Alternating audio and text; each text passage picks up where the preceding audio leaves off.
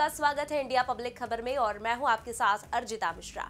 भारत में संविधान को लागू हुए 75 साल से ज्यादा होने वाले हैं, लेकिन संविधान निर्माता बाबा साहेब भीमराव अंबेडकर को लेकर अब 75 साल बाद एक अलग ही बहस देश की संसद में छिड़ गई है, जिस पर सत्ता पक्ष डिफेंडिंग मोड में है और पूरा विपक्ष अटैकिंग मोड में। गृह मंत्री अमित शाह के एक बयान को लेकर देश की संसद से लेकर सोशल मीडिया तक जंग का अखाड़ा सज चुका है और इसी कड़ी में बसपा सुप्रीमो मायावती ने अपने तीखे बयानों के तीर तरकश में लेकर जुबानी जंग में कूद चुकी है और उन्होंने बीजेपी और कांग्रेस के साथ साथ ही उन तमाम पार्टियों को भी ऐसी खरी खोटी सुनाई है जो अब अंबेडकर और संविधान का नाम ले लेकर अपनी राजनीतिक रोटियां सेकने में लगी है। और इसी के साथ ही बसपा सुप्रीमो अपने पुराने आक्रामक अंदाज में एक बार फिर दिखाई दे रही है। देश में प्रधानमंत्री नरेंद्र मोदी की लीडरशिप वाली एनडीए सरकार के तीसरे टर्म में ऐसा पहली बार हो रहा है कि बीजेपी खुद बैकफुट पर नजर आ रही है और पूरा विपक्ष एक साथ बीजेपी नेतृत्व वाली एनडीए की केंद्र सरकार पर जमकर हमलावर है। केंद्रीय गृह मंत्री और बीजेपी के दिग्गज नेता, जिन्हें पार्टी का चाणक्य भी कहा जाता है, आज उनके महज एक बयान से देश की सियासत में न सिर्फ बड़ा भूचाल देखने को मिल रहा है, बल्कि बात अब संसद से सड़क तक आ पहुंची है। कांग्रेस के अलावा अब तक इंडिया गठबंधन से मुंह फेरे हुए अलग अलग राह पर चल रही बंगाल की सीएम ममता बनर्जी से लेकर दिल्ली की सत्ताधारी आम आदमी पार्टी के मुखिया अरविंद केजरीवाल तक एक बार फिर एक दूसरे के सुर में सुर मिलाते हुए बीजेपी के अगेंस्ट फील्डिंग सेट करते नजर आ रहे हैं। लेकिन इन सबके बीच बसपा सुप्रीमो मायावती ने अपने नए बयान से एक और बम फोड़ दिया है और बीजेपी के साथ साथ कांग्रेस को भी ऐसा लपेटा है कि बसपा पर बीजेपी की बी टीम होने का आरोप लगाने वालों के मुंह पर भी ताले लग गए हैं। चलिए जानते हैं कि बसपा सुप्रीमो ने आखिर ऐसा क्या कहा जिस पर एक बार फिर चर्चा तेज हो गई है। संसद में गृह मंत्री अमित शाह की ओर से डॉक्टर भीमराव अंबेडकर को लेकर दिए गए एक बयान के बाद से सदन में विपक्ष लगातार हमलावर है। कांग्रेस ने तो अमित शाह के इस्तीफे की मांग तक कर दी है, वहीं सदन के बाहर भी सड़कों पर इसको लेकर प्रदर्शनों का दौर शुरू हो चुका है। इसी बीच बसपा सुप्रीमो मायावती का भी इस मुद्दे पर बयान सामने आया है। सदन में अंबेडकर को लेकर मचे घमासान के बीच बसपा सुप्रीमो मायावती ने एक्स पर बैक टू बैक पोस्ट करके लिखा कि कांग्रेस और बीजेपी एंड कंपनी के लोगों को बाबा साहेब डॉक्टर भीमराव अंबेडकर की आड़ में अपनी राजनीतिक रोटी सेकने की बजाय इनका पूरा आदर सम्मान करना चाहिए। इन पार्टियों के लिए इनके जो भी भगवान हैं, उनसे पार्टी को कोई ऐतराज नहीं है। एक और पोस्ट में बसपा सुप्रीमो ने लिखा कि दलितों और अन्य उपेक्षितों के लिए एकमात्र इनके भगवान केवल बाबा साहेब डॉक्टर भीमराव अंबेडकर हैं, जिनकी वजह से ही इन वर्गों को जिस दिन संविधान में कानूनी अधिकार मिले हैं, तो उसी दिन इन वर्गों को 7 जन्मों तक का स्वर्ग मिल गया था। बसपा सुप्रीमो ने आगे इस पूरे बवाल को लेकर कांग्रेस और बीजेपी का छलावा करार देते हुए लिखा कि कांग्रेस बीजेपी आदि पार्टियों का दलित और अन्य उपेक्षितों के प्रति प्रेम विशुद्ध छलावा है। इनसे इन वर्गों का सही हित और कल्याण असंभव है। इनके कार्य दिखावटी ज्यादा, ठोस जनहितैषी कम है। बहुजन समाज और इनके महान संतों, गुरुओं, महापुरुषों को समुचित आदर सम्मान बीएसपी सरकार में ही मिल पाया है।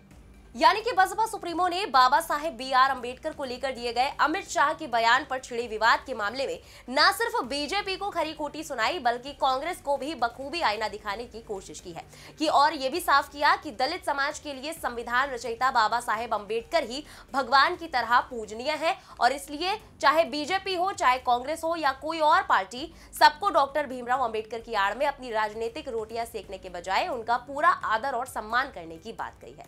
बड़ी बात यह है कि इससे पहले नगीना सांसद और आजाद समाज पार्टी चीफ चंद्रशेखर आजाद ने भी अमित शाह के बयान पर अपनी एक्स पोस्ट के जरिए करारा हमला बोला था। उन्होंने लिखा था कि गृह मंत्री अमित शाह का बयान परम पूज्य बाबा साहेब डॉक्टर भीमराव अंबेडकर जी की ऐतिहासिक योगदान और सामाजिक न्याय के लिए उनके संघर्ष का अपमान है।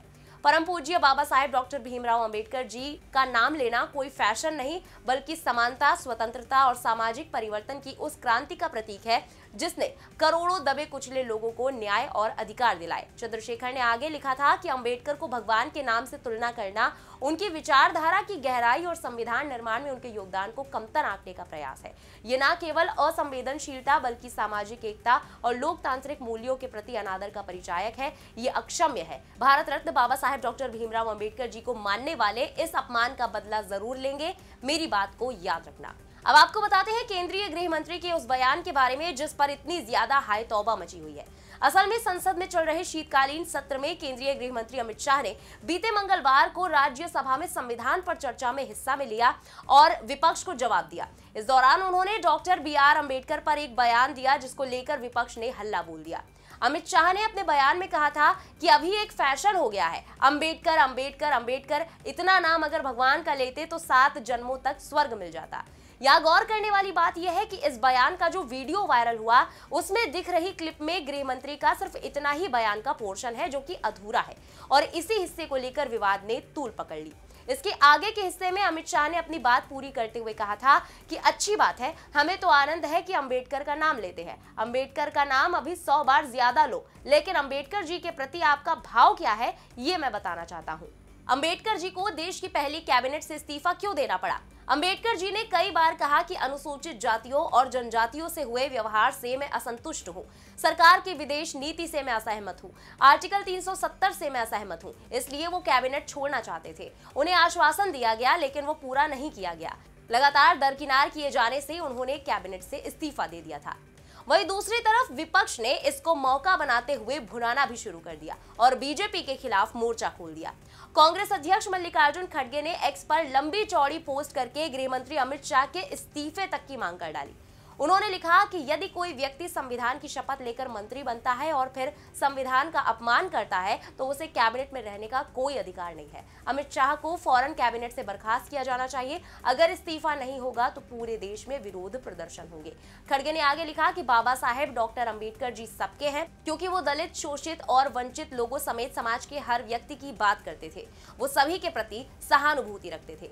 इसी कड़ी में कांग्रेस से अंदर अंदर चल रहे मतभेदों और मनभेदों के बीच अखिलेश यादव, आम आदमी पार्टी के मुखिया केजरीवाल और बंगाल सीएम ममता भी कांग्रेस के साथ हाँ में हाँ मिलाती नजर आई। इसी कड़ी में अखिलेश यादव ने एक्स पोस्ट में लिखा कि जिनका मन विद्वेष से भरा है वो देश क्या चलाएंगे। आज जो हुआ वो सिर्फ बाबा साहेब का नहीं, उनके दिए संविधान का भी अपमान है। ये बीजेपी की नकारात्मक मानसिकता का एक और चरम बिंदु है। देश ने आज जान लिया है कि भाजपाइयों के मन में बाबा साहेब को लेकर कितनी कटुता भरी है। भाजपाई बाबा साहेब के बनाए संविधान को अपना सबसे बड़ा विरोधी मानते हैं, क्योंकि उनको लगता है कि वो जिस प्रकार गरीब, वंचित, दमित का शोषण करके उनके ऊपर अपना प्रभुत्व कायम करना चाहते हैं, उनकी इस मंशा के आगे संविधान ढाल बनकर खड़ा है। वहीं ममता बनर्जी ने भी बीजेपी पर तंज कसते हुए लिखा कि मुखौटा उतर गया है। जबकि संसद संविधान के 75 गौरवशाली वर्षों पर विचार कर रही है, गृह मंत्री अमित शाह ने इस अवसर को लोकतंत्र के मंदिर में डॉक्टर बाबा साहेब अम्बेडकर के खिलाफ अपमानजनक टिप्पणी करके कलंकित करने का विकल्प चुना। ये भाजपा की जातिवादी और दलित विरोधी मानसिकता का प्रदर्शन है। आगे ममता बनर्जी ने लिखा कि गृह मंत्री अमित शाह की टिप्पणी उन लाखों लोगों का अपमान है जो मार्गदर्शन और प्रेरणा के लिए बाबा साहब की ओर देखते हैं। वहीं अरविंद केजरीवाल ने तो गृह मंत्री अमित शाह की ओर से बाबा साहेब बी.आर. अम्बेडकर पर दिए गए बयान को लेकर बिहार के सीएम नीतीश कुमार और आंध्र प्रदेश के सीएम चंद्रबाबू नायडू तक को चिट्ठी लिख दी, जो कि केंद्र की एनडीए सरकार का इस वक्त अहम हिस्सा है। इसकी जानकारी केजरीवाल ने अपनी एक्स पोस्ट के जरिए दी। अरविंद केजरीवाल ने अपने पत्र में मेंशन किया कि हाल ही में संसद में देश के गृह मंत्री अमित शाह की ओर से बाबा साहेब के नाम पर की गई टिप्पणी ने पूरे देश को स्तब्ध कर दिया है। उनका ये कहना कि अम्बेडकर अम्बेडकर बोलना आजकल फैशन बन गया है, ये ना केवल अपमानजनक है बल्कि बीजेपी की बाबा साहेब और हमारे संविधान के प्रति सोच को उजागर भी करता है। केजरीवाल ने पत्र में आगे लिखा कि पीएम नरेंद्र मोदी ने सार्वजनिक रूप से अमित शाह के बयान का समर्थन किया। इसने जले पर नमक छिड़कने का काम किया। लोगों को लगने लगा है कि बाबा साहेब को चाहने वाले अब बीजेपी का समर्थन नहीं कर सकते। बाबा साहेब सिर्फ एक नेता नहीं बल्कि हमारे देश की आत्मा है। बीजेपी के इस बयान के बाद लोग चाहते हैं कि इस मसले पर आप भी गहराई से विचार करें। हालांकि इन सबके बीच अमित शाह ने प्रेस कॉन्फ्रेंस करके बीते दिन अपना पक्ष भी रखा था। उन्होंने कहा था कि कांग्रेस तथ्यों को तोड़ मरोड़ कर पेश कर रही है, जिसकी मैं घोर निंदा करता हूं। मैं हमेशा अंबेडकर के रास्ते पर चला हूं, मैं उनका कभी भी अपमान नहीं कर सकता। कांग्रेस बी.आर. अम्बेडकर विरोधी है, ये आरक्षण और संविधान के खिलाफ है। कांग्रेस ने वीर सावरकर का भी अपमान किया। आपातकाल लगाकर उन्होंने सभी संवैधानिक मूल्यों का उल्लंघन किया। साथ ही अमित शाह ने खड़गे की तरफ से इस्तीफे की मांग पर भी पलटवार किया। उन्होंने कहा कि खड़गे जी मेरा इस्तीफा मांग रहे हैं, अगर इससे उन्हें खुशी होती तो मैं इस्तीफा दे देता, लेकिन इससे उनकी समस्याएं खत्म नहीं होंगी, क्योंकि उन्हें अगले 15 और सालों तक उसी स्थान यानी कि विपक्ष में बैठना होगा। यानी कुल मिलाकर देश की सियासत में अब अंबेडकर अपमान को लेकर छिड़े मुद्दे पर सत्ताधारी बीजेपी की लीडरशिप वाला एनडीए और विपक्ष दोनों ही खेमे पीछे हटते किसी भी हाल में नजर नहीं आ रहे। फिलहाल इस मामले पर बसपा सुप्रीमो मायावती के बयान पर आपका क्या कहना है, कमेंट में लिखकर अपनी राय जरूर बताएं। बने रहे इंडिया पब्लिक खबर के साथ। हमारे यूट्यूब चैनल को सब्सक्राइब करें, बेल आइकन दबाना बिल्कुल ना भूलें।